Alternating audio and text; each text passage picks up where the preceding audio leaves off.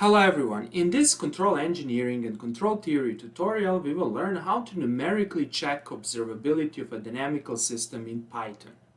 We will consider both continuous time and discrete time systems. The main motivation for creating this video tutorial comes from the fact that in many control engineering books, as well as in lectures available online, you can read that the observability of the system is tested by testing the rank of the observability matrix that you can see over here. From a purely theoretical point of view, this is the correct approach for testing observability of linear dynamical systems. The issue with this approach is that in practice, it might happen that the observability matrix has full rank. However, it might be numerically ill-conditioned or very close to a matrix without full rank. That is, it might happen that even if the rank condition for testing observability is satisfied, from the numerical point of view, the considered system is unobservable or poorly observable. The correct approach for testing observability is not only to check the matrix rank, but also to analyze singular values of the observability matrix.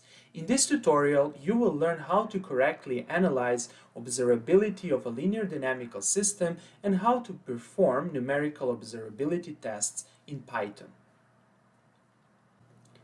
In this video tutorial, we will consider three examples.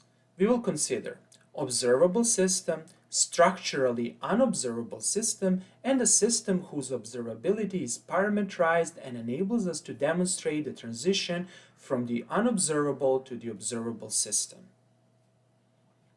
But before I start with explanations, I need to mention the following. It took me a significant amount of time, energy, and planning to create this video tutorial, as well as more than 400 video tutorials that you can find on my YouTube channel. And consequently, I kindly ask you to press the like and subscribe buttons. Thanks a lot. Okay, let's start. In this video tutorial, we will consider both discrete time and continuous time systems. We will start from continuous time systems. Briefly speaking, the system is observable if and only if we can uniquely reconstruct the system's initial state from the output measurements. We consider a continuous time linear dynamical system having this form. Over here, x is the n-dimensional state of the system. N is the state dimension or the order of the system. Y is the r-dimensional output of the system. This vector is also known as the observed output. U is the m-dimensional input of the system. This vector is also known as the control input. Over here, A, B, and C are the system matrices.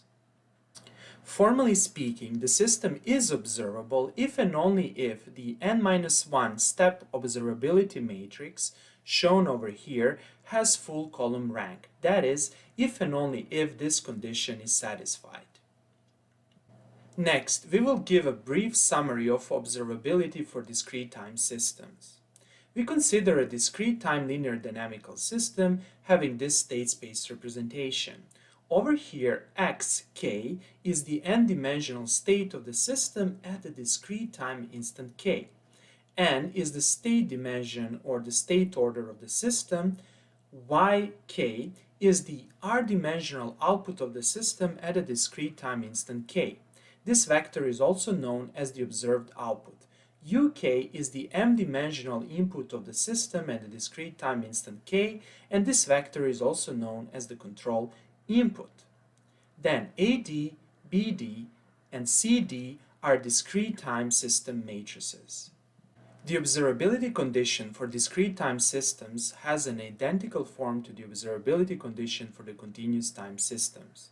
Formally speaking, the discrete time system is observable if and only if the n-1 step observability matrix, shown over here, has full column rank. That is, if and only if this rank condition is satisfied. Here you have to keep in mind that n is the state order of the system. To summarize, in order to test observability, we need to compute the rank of the observability matrix. From a purely theoretical point of view, this is the correct approach for testing observability of linear dynamical systems. The issue with this approach is that in practice, it might happen that the observability matrix has full rank. However, it might be numerically ill-conditioned or very close to a matrix without full rank. That is, it might happen that even if the rank condition for testing observability is satisfied, from the numerical point of view, the considered system is unobservable or poorly observable. The correct approach for testing observability is not only to check the matrix rank, but also to analyze singular values of the observability matrix. That is, to truly test observability of a dynamical system, we need to augment the rank test with the analysis of singular values of the observability matrix. The singular values are computed by performing the singular value decomposition of the observability matrix. The singular value decomposition represents this matrix as a product of three matrices: U times sigma times V transpose. Over here, U and V are orthogonal matrices, and sigma in the general case is a rectangular diagonal matrix. When I say a rectangular diagonal matrix, this is not exactly the square diagonal matrix. Instead, it contains a block matrix that is a square diagonal matrix. In a very special case, sigma can be actually a square diagonal matrix. However, only in a very special case of ON minus 1 being a square matrix. The matrix sigma is very important since it contains singular values that are ordered from the largest one to the smallest one. The maximum and minimum singular values of the observability matrix can tell us a lot about the practical observability of the system. If the ratio of the largest and the smallest singular values is not large, that is, if this ratio, sigma max over sigma min, where sigma max and sigma min are the maximum and minimum singular values, if this ratio is not large, then from the practical point of view, or better to say from the numerical point of view, the system is observable. On the other hand, if this ratio is a very large number, for example, in the order of 10 to the power 12, then from the practical point of view, the system is not observable. The ratio of the maximum and minimum singular value of a matrix is called the condition number. Let us summarize everything we said so far.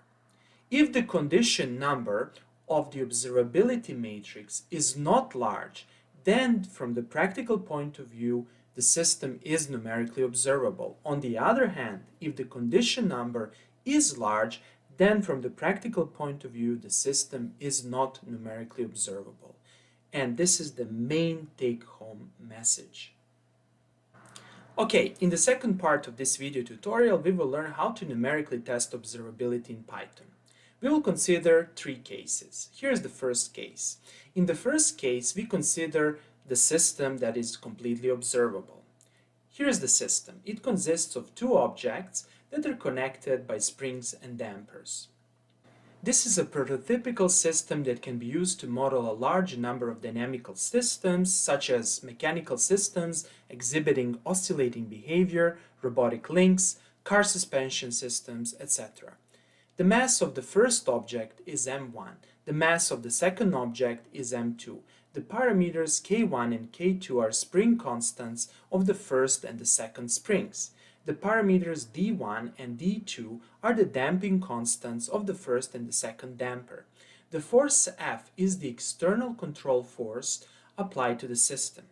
The position of the first and second objects are denoted respectively by S1 and S2. Similarly, we denote the velocities by S1 dot and S2 dot.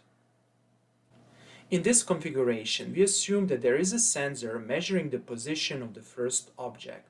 That is, we assume that there is a sensor giving us information in time about S1. In our previous tutorial, whose link is given over here, we derived the state space model of this system.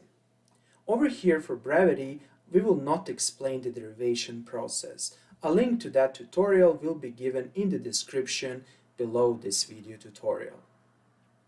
Briefly speaking, by assigning the state space variables like this, that is, by choosing x1 as the position of the first object, x2 as the velocity of the first object, x3 as the position of the second object, and x4 as the velocity of the second object, and by grouping all the state space variables in a state vector, we can obtain the state space model given over here.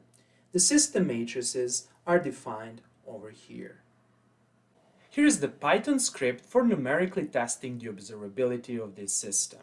The first step is to import the necessary libraries. We only need the NumPy library.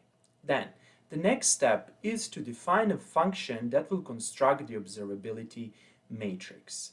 This function accepts two input arguments, A and C matrices, and it returns the observability matrix. Over here, we extract the dimensions of the C matrix, then we create an empty observability matrix, that is, observability matrix with all of its entries equal to 0, and over here we initialize power A as an identity matrix. This matrix will be used to store the powers of the matrix A, and it will be updated recursively.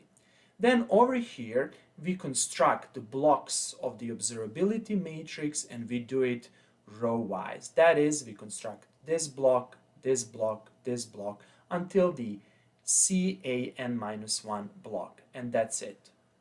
The next step is to construct the system matrices A, B, and C, and here is how we do it. We use the NumPy arrays to construct these matrices. First, we define the system parameters, then we define the matrix A, matrix B, matrix C, and matrix D. We actually don't need the matrix B and the matrix D. However, we still need to construct them. Then, over here, we call the function observability matrix that we defined at the beginning of this script, and this function will return us the observability matrix. Then, we check the rank of this matrix, and let's do it in Python. Okay, let's execute this script from here until the beginning. And let's look into our observability matrix. Here it is. It's a 4 by 4 matrix. Next, let's check the rank of this matrix. That is, let us evaluate the observability by using a purely theoretical approach. To do that, we'll be using NumPy linear algebra.matrixRank function. And let's see the result. Obviously, the rank is equal to 4. This means that from theoretical point of view, the system is observable. However, the true measure of observability and the true test involves singular values. To compute the singular values of the matrix obs_m, we need to use this function svd. Here's how we do it. The svd function will return us u, s, and v matrices of the singular value decomposition, and for us, the most important result and the most important object is S. S is actually an array of singular values. We can immediately see one very important thing. Here's the maximum singular value, and here's the minimum singular value. Let's compute the condition number of this matrix. To compute this condition number, we can use two approaches. The first approach is to use the function from linear algebra called cont. We just specify the name of the matrix, and this function will return us the condition number. The condition number is equal to 1700. This means that this matrix is well conditioned. That is, from the practical point of view, the system is observable. And this is very important. There is a second approach for computing the condition number. The condition number is the ratio of the maximum singular value, that is, this singular value, and the minimum singular value, that is, this singular value. So let's compute the condition number manually. Here it is. And you can see that Two results are almost identical. Next, let's consider the second case.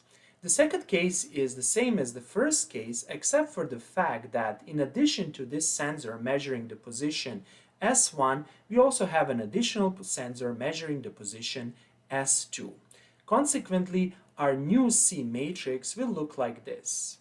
That is, we are observing x1 and we are observing x3, since x1 is equal to s1 and x3 is equal to s2.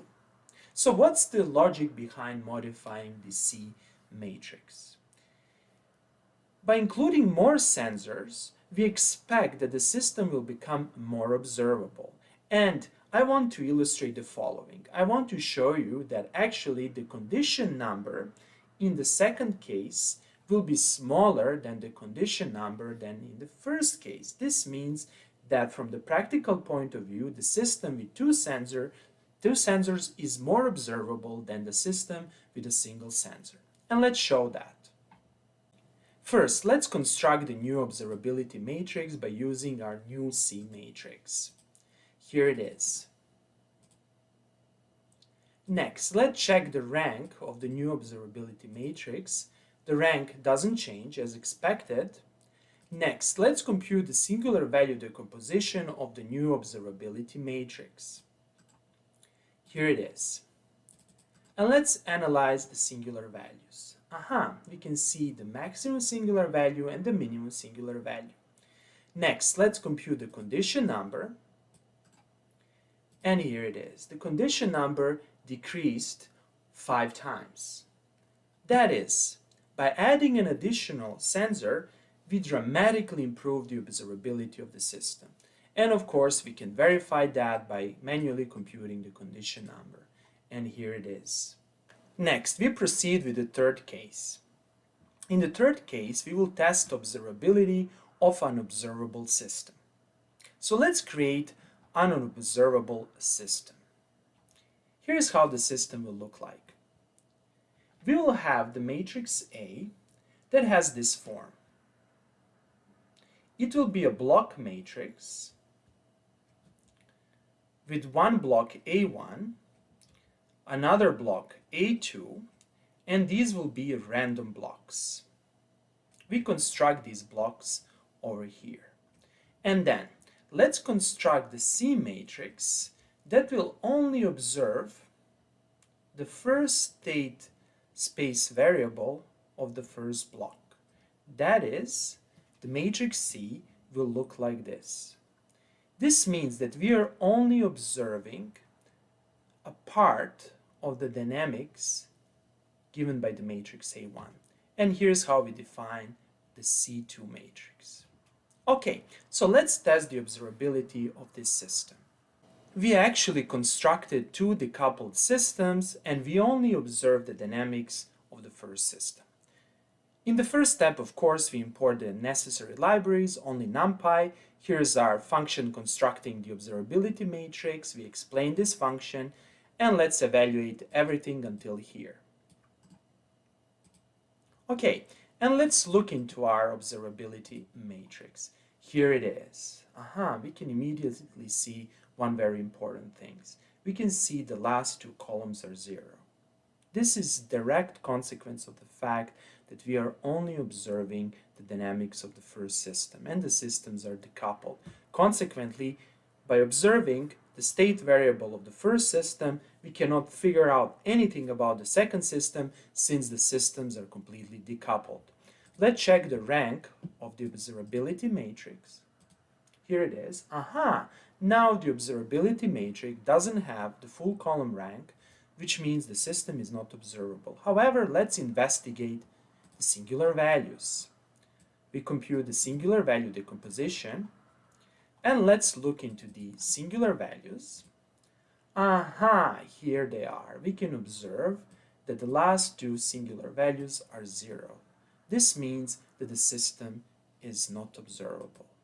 Let's check the condition number, and we can see that the condition number is infinity, which means that the system is completely unobservable. Let's now modify this case to make the system observable, and let's parameterize the system observability. So again, we construct two decoupled systems with the matrix A having this form. A1, 0 block, A2, where A1 and A2 are 2 by 2 matrices. Here's how we construct them. Then, our C matrix will now look like this. We will directly observe the first state variable of the first system, and over here we will introduce a small parameter delta that will enable us to parameterize the system observability. When delta is a very small number, this means that from practical point of view, we are not observing anything about the state of the system 2. However, if delta assumes larger values, the system will become more and more observable. So let's do that, and let's run the simulation for different values of delta. Okay. The beginning is the same, and let's assume a relatively small value of delta, for example, this value. And let's construct the observability matrix.